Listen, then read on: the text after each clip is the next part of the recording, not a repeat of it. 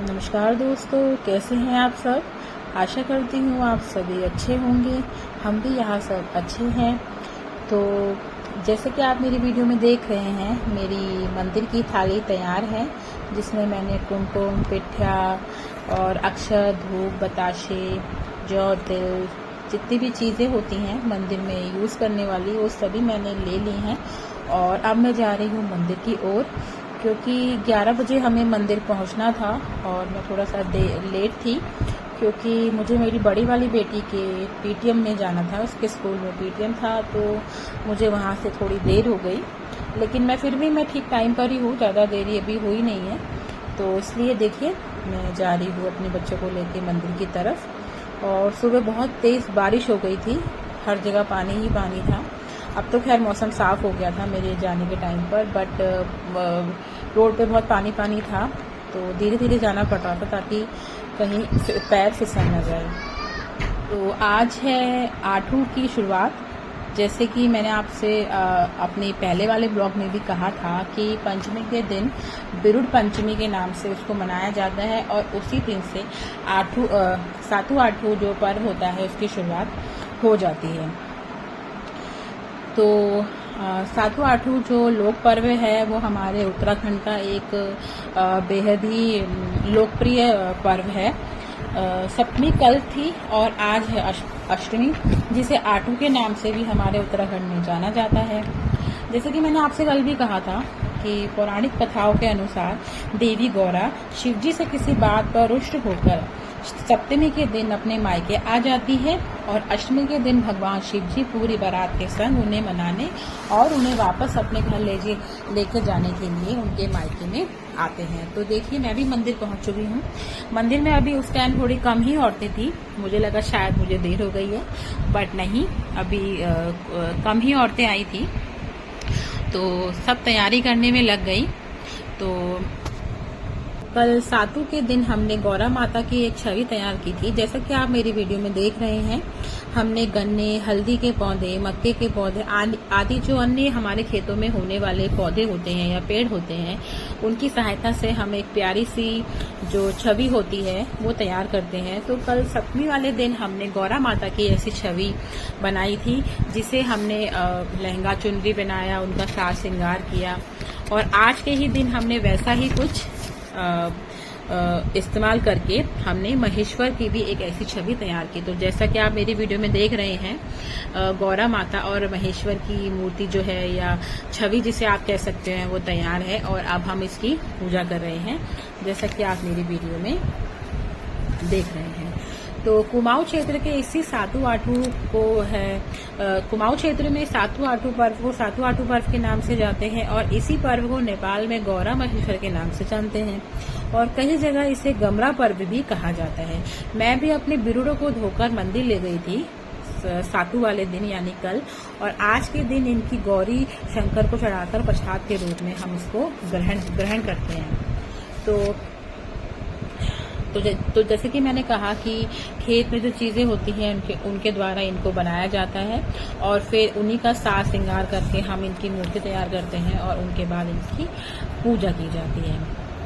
उसके बाद आज आठू के दिन हमने ठीक वही सब सामग्री का प्रयोग करके शिवजी का भी एक छवि तैयार की, जिन्हें हमने माहेश्वर की जगह कपड़े पहनाए और तैयार किया। फिर हमारे पंडित जी भी आ गए थे, और हमने फटाफट जो भी हमारे पूजा की क्रियाएं होती हैं वो शुरू करी। पहले हमने पूजा वगैरह की, गणेश पूजा करी, उसके बाद हमने बहुत सारी चीजें करी, और फिर अंत में हमने दोनों की आरती संपन्न की। और फिर अंत में हमने सबने अपने अपने बिरुड़ों की पोटली खोली और भगवान शंकर और देवी गौरा के सामने उनको चढ़ाया, और बाकी जो बचा था वो हमने सबने अपनी थालियों में रख लिया प्रसाद के रूप में। और इसी प्रसाद को हम अच्छे से धो धा के कल सुबह बनाएंगे, और पूरा परिवार इसको मिलकर खाएगा। तो सभी महिलाएं सातू आठू के दिन व्रत रखती हैं और अपने घर परिवार और बाल बच्चों के स्वास्थ्य एवं उज्जवल भविष्य की कामना करती हैं। तो जैसा कि आप देख रहे हैं, महिलाओं ने, यहाँ जितनी भी महिलाएं हैं, सबने व्रत रखा है, और सभी भगवान से प्रार्थना करती हैं कि उनका जो उनके जो बाल बच्चे हैं, परिवार है, वह हमेशा स्वस्थ रहे, और हमेशा उनके लिए उज्जवल कामना करती हैं। तो उसके बाद हमने पूजा संपन्न होने के बाद सभी महिलाओं ने अपने गले में डोरी भी बांधी।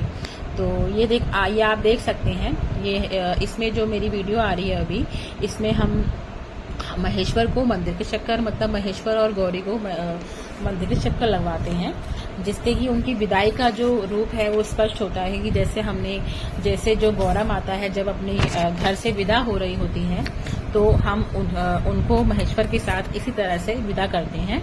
और सभी महिलाओं ने महेश्वर और गौरा को गले लगाया, उनको बधाई दी एवं सुखी सुखी उनको घर के लिए प्रस्थान किया। तो जैसा कि आप मेरी वीडियो में देख रहे हैं, सभी खुशी खुशी गीत गा रहे हैं, भजन गा रहे हैं, ढोलक बज रहे हैं, और काफ़ी सारी महिलाएं भी इस चीज़ को खुशी खुशी मना रही हैं, एंजॉय कर रही हैं। तो देखिए मेरी सारी जो भी सहेलियां थी, ये देखिए ये है हमारी गौरी माता, जिन्हें हमने गोद में पकड़ा हुआ है और हम मंदिर के चक्कर लगा रहे हैं। तो इसी तरह से हम ये त्योहार को मनाते हैं, एंजॉय करते हैं। तो इसके पीछे भी एक कथा है, तो चलिए मैं आपको कथा सुनाती हूँ। इसके पीछे की कथा। एक गांव में बुजुर्ग दंपत्ति के 7 पुत्र और 7 बहुएं रहती थी, किंतु किसी को भी संतान प्राप्त नहीं थी। इस कारण बुजुर्ग दंपत्ति बहुत दुखी थे। एक बार वह आदमी कहीं जा रहा था, उसे रास्ते में 16 श्रृंगार की हुई औरतें बिरुद होते हुए दिखी और उसने जिज्ञासावश पूछा कि ये आप क्या कर रहे हो? तो उन महिलाओं ने कहा कि वे गौरी महेश के लिए बिरुद हो रही हैं। उस आदमी ने कहा कि इससे क्या होता है? तब महिलाओं ने 7 आठों पर्व के बारे में उन्हें विस्तार से समझाया। सारी जानकारी लेकर वह मनुष्य उत्साहित होकर बोला, मैं तो 7 आठों बिरुद अष्टमी का अनुष्ठान करूंगा और अपने परिवार को भी इसके बारे में जरूर बताऊंगा। घर जाकर उसने अपनी पत्नी को बताया। पत्नी ने अपनी सबसे लाडली बहू को बुलाया, उसे बिरुद का विधान करने को कहा। उस बहू ने बिरुद भिगाते समय चख लिया। तब सास ने कहा कि तुमने इसको चख कर इसका विधान खंडित कर दिया है। फिर उसने दूसरी बहू को बुलाया, उसने भी यही कहा। ऐसा करते करते उसने सभी 6 बहुओं को बुलाया और सबकी कोई न कोई गलती इसमें निकल गई। अंत में उसने अपनी 7वीं बहू को बुलाया। इस बहू को वह बिल्कुल पसंद नहीं करती थी, वो लोग उसके साथ अच्छा व्यवहार भी नहीं करते थे, इसलिए अंत में उसको बोला कि तुम बिरुद भिगाओ। बहू ने नहाया धोया और पूरी विधि विधान के साथ बिरुद को भिगोया। कुछ समय बाद वो गर्भवती हो गई। अगला 7 आठों आने से पहले उसका एक पुत्र भी हो गया। इधर घर में संतान तो आ गई, लेकिन जो बहू नापसंद थी उसकी संतान हो गई। अब सास को बिल्कुल अच्छा नहीं लग रहा था। इधर सास ने अपने पति को बोला, नए बालक के बारे में पंडित जी से पूछ कर बताओ। उधर सास पति से पहले जाकर पंडित को पैसे देकर अपने पक्ष में कर लिया। उसको बोला कि तुम बच्चे के बारे में सारी बातें नकारात्मक ही बोलना। कुछ दिन बाद फिर 7 आठों आने वाला था। तब सास ने अपनी आखिरी बहू से कहा, मुझे पता चला है कि तुम्हारे पिताजी की मृत्यु हो गई है, तुझे वहाँ जाना चाहिए, बच्चे को मैं देख लूंगी। बेटी रोते बिलखते अपने मायके पहुंची। जिस दिन मायके गई उस दिन आठों था और उसके मायके में बढ़िया पूजा चल रही थी। उसकी माँ ने अपनी बेटी को मायके में देखा और कहा कि तू यहाँ क्या कर रही है? तुझे तो इस दिन अपने मायके में होना चाहिए। और तेरा बेटा कहाँ है? बेटी ने सारा वृत्तांत अपनी माँ को बता दिया। तब माँ ने कहा, पुत्री तुझे तेरा पुत्र खतरे में लग रहा है।